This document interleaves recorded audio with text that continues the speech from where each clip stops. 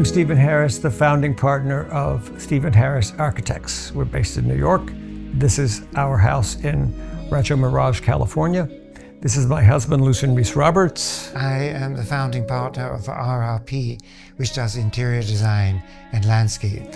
These are 5 considerations that are really important for us in virtually every project we do.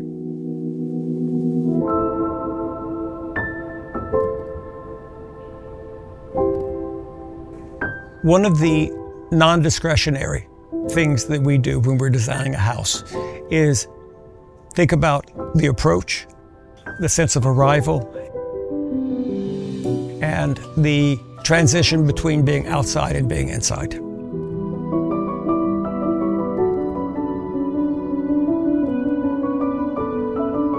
There was a young man who was ahead of me at Princeton who did his undergraduate thesis on psychoanalysis at the place of arrival. And that whole idea that one psychologically transitions from one situation to another is really important to me. There is obviously that point at which you move from outside to inside. There's a way that you can make more stages of the outside and more stages of the inside, so that rather than it being a direct and abrupt transition, it goes from this to this to this to this to this to this to this. Here, I think of the front door as the gate. As you move around and approach the house, you get a glimpse of the house across the golf course and behind the kind of hills that we've constructed there. And you come around to this courtyard, which is virtually blind. Then when you come in, there is a whole sequence of how the view unfolds. We then step down into the sitting room, and the top of the mountains begin to reveal themselves. So it moves you from one place to another. Another house that we did was on a quarry, and similarly, there is a cul-de-sac where you turn off the main road. You go up that road and then you approach a driveway. You go up that driveway, you come to a courtyard. Similarly, there is a blind facade. You move through that, and then as you move down the stairs, the view of the quarry reveals itself. It's a kind of tease, if you will, that induces you to keep going. So I think one of the most important things about architecture is inducing movement. It is not static. So understanding that which precedes it is very important. At the same time, that which antecedes it. After you pass through the boundary condition, finding a way to weave those two together. So there's a kind of counterpoint from one side to the other.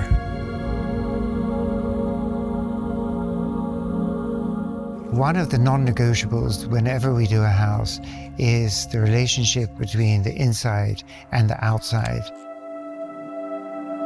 As a backdrop to most of our projects, we look to the landscape beyond the site of the house so that we can extend the sense of house and the garden to the landscape beyond. I think at the same time as you start thinking about what you want for a home and the spaces you want to create, you should start straight away thinking about the landscape, and really as much about also where the sun rises and sets. Because you want to bring light into the house, you want to enjoy light on the landscape around you and in the garden. The other areas that we love is creating outdoor sitting areas where people can congregate almost like in an outdoor sitting room. Something that encourages you to come together and relax. And what is so special about this site is that we are on the middle of a golf course, and it feels as if we're in a park. And what we did was to create contours and berms.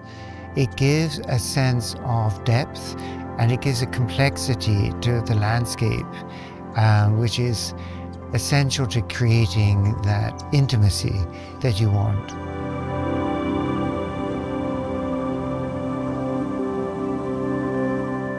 Another relatively non-negotiable thing that we consider when we're working on a project is how one moves through the space, the circulation.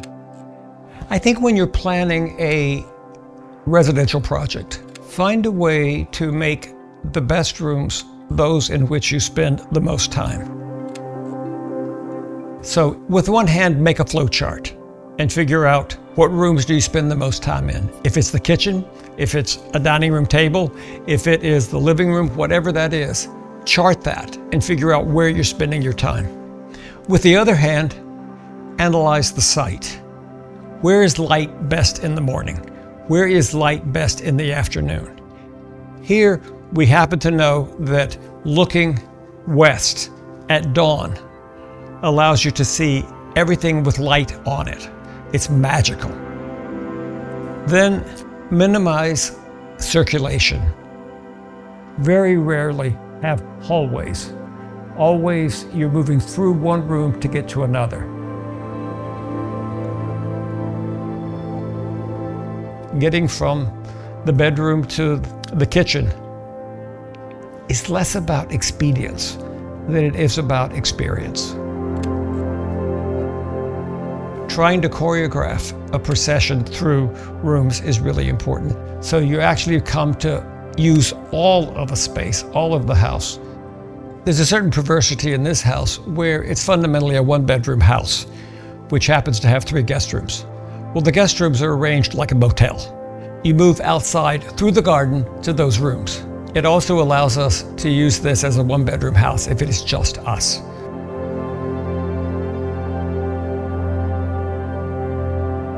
So it is the route you get from one place to another that strings the experiences together by reducing the amount of corridors, circulation, unusable spaces. So you actually come to use all of a space, all of the house. When we start working on a project with clients, we like to find out their domestic needs, the way they live, their agenda of what they want for the house. Being a painter, I knew what I wanted for a studio, and this is one of the things that was very important for me to have in this new house.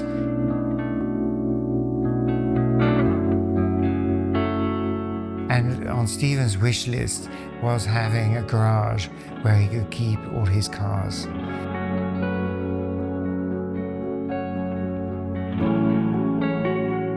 My sense is the best way for a client to really think about what they need for a house is think about the process of each day and how they live it. And it's almost creating a list, but it's also ideas about each space. And what we try and persuade clients is do not create spaces that you do not use. Even with their more formal dining rooms, see if it can have another use, whether it's a library, somewhere to work. People congregate there, having coffee, chatting, and that's the sort of thing we try and encourage people to do, is that it should be multi-use space.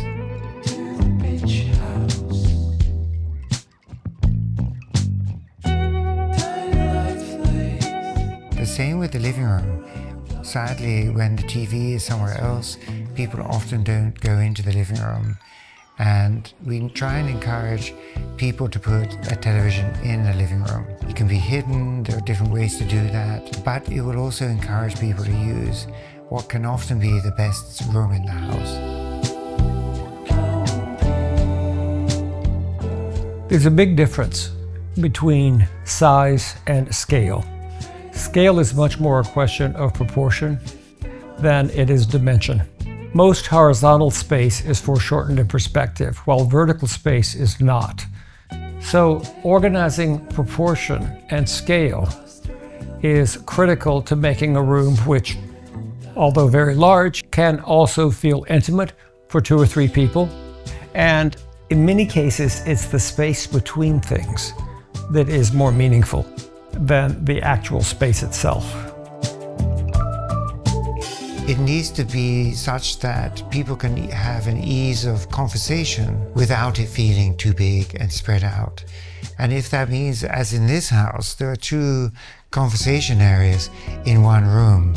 In this case, the fireplace in the cold winter days, and on the warmer days, they're congregating on the other end.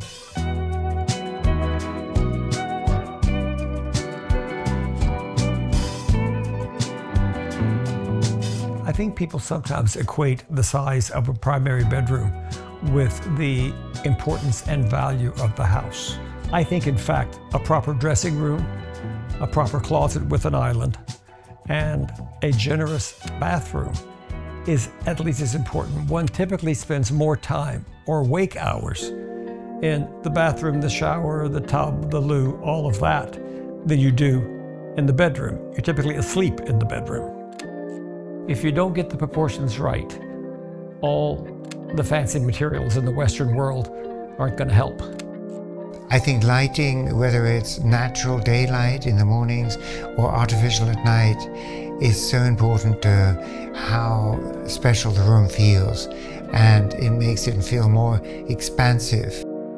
So you don't need to overdo this with scale.